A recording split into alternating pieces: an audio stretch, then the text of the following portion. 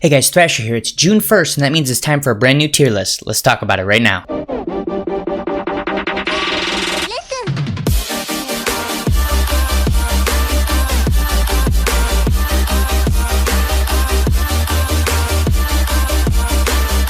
Okay, so first up, before we jump into the tier list itself, a couple things I want to cover. One, there were not a lot of new units that came out last month, and that's because the Las Vegas Showdown stopped the onslaught of banners we've been getting in previous months.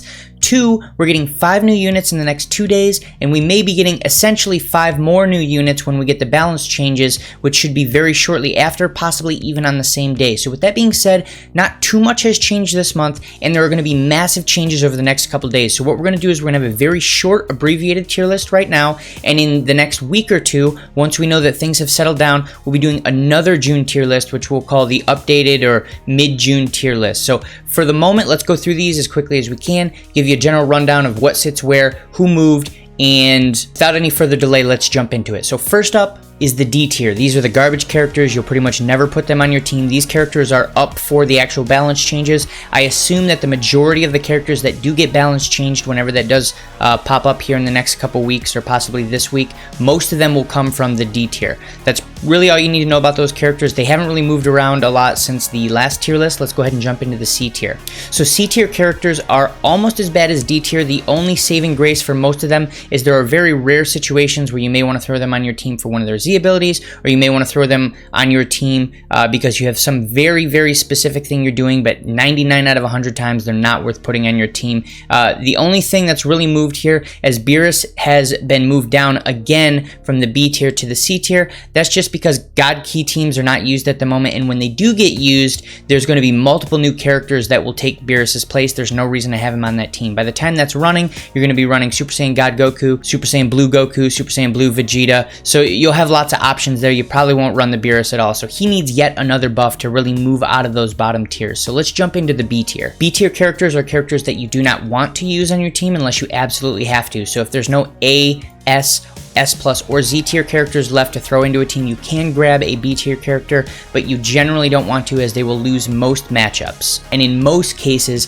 their kit does not make up for their immense lack of stats, so they can give you the needed utility to make your team viable as a whole. So try to avoid B tier units if you can. Next up is the A tier. A tier units are generally older power crept units that in some cases may have reasonably okay toolkits, but their stats are so low at this point that it's hard for them to make up for the lack of damage and defensive ability with their kit alone. Now, with that being said, there are a couple that have absolutely insane Z abilities. A good example of that is the Super Saiyan God Goku, whose Z ability will be absolutely phenomenal for the God Key team, so you will run him as a bench unit. You probably just won't bring him into battle too much until he gets some type of an update in the future. Now let's jump into the S tier. S tier units are meta viable. You will see them very often on teams when you go into the PvP area, or if you're just trying to run some special team, maybe for an event or something else. The only thing that's really holding them back is the fact that generally their damage output or defensive abilities are not at the level of the S+ tier units, although sometimes they do have similar toolkits or similar value in their toolkits. So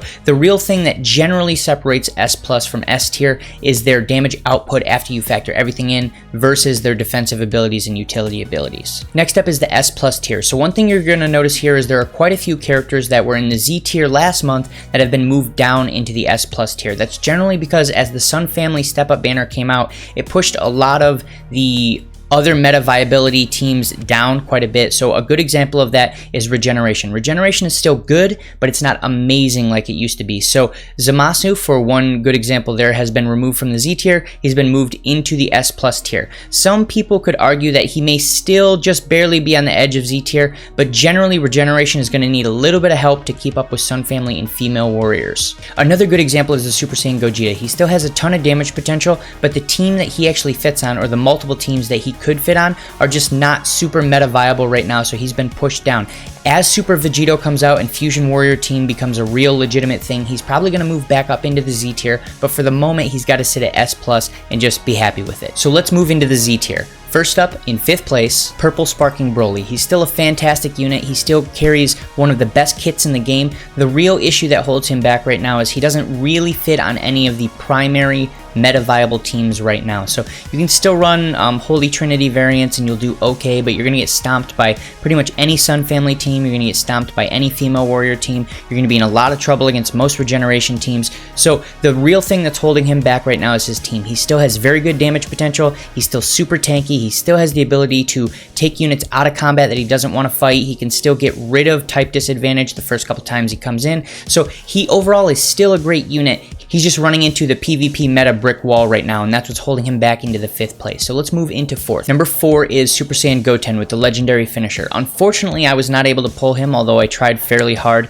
He is a unit that by himself is pretty good, but when you take the fact that he has 2 to 3 of the best units in the game on his team, he can become absolutely phenomenal. If you run him with the new yellow Super Saiyan Sparking Goku, you allow that Goku to die, this Goten can do an absolute massive amount of damage. Beyond that, he's got his legendary finisher, which can finish off most units if they're below, say, 70% health or so, and one of his primary abilities allows you to increase the damage of all other Sun Family characters. When one of the best damage dealers in the game is a Sun Family character, the 1-2 combo of that unit and this unit makes this a very powerful unit, but makes that an absolutely ungodly unit. So you want to run him on your team if you can, and that's what makes him the 4th best character in the game. Let's move on to number 3. Ribrianne. This is the sole reason that the female warriors team is probably the 2nd best team in the game right now. She's an absolutely ungodly anchor unit. If you run her with 2 other female warriors and they both die, she's pretty much going to 1-combo anyone she's fighting, and there's a very good chance that you can 1v3 with her if you need to.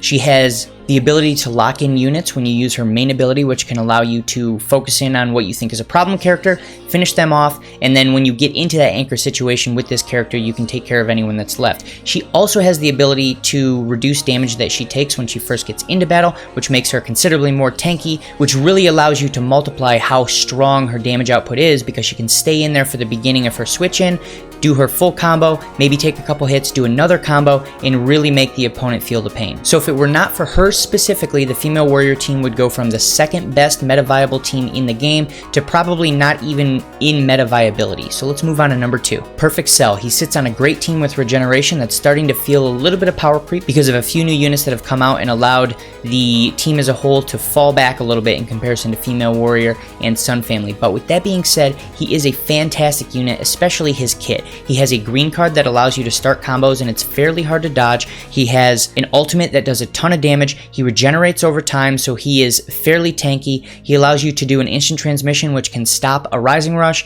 He seals one of the opponent's cards, which can be extremely hard to deal with and frustrating, and he gets a huge damage buff every time he actually switches in. So he can nuke fairly well every time you switch him in, and then you switch him back out, allow him to heal in the background, bring him back in, rinse and repeat. He's a phenomenal character that makes the regeneration team viable at the moment, and it looks like we're probably going to get one more regeneration character, which can possibly breathe life back into the regeneration team and maybe even move this cell back into the spotlight again, but we'll have to see when those characters actually come out. So let's talk about number 1. Father-Son Kamehameha Gohan. He sat in the middle of the Z tier last month, and that was because he really didn't have a lot of quality support on the Sun Family team, which is the primary team that he needs to run on.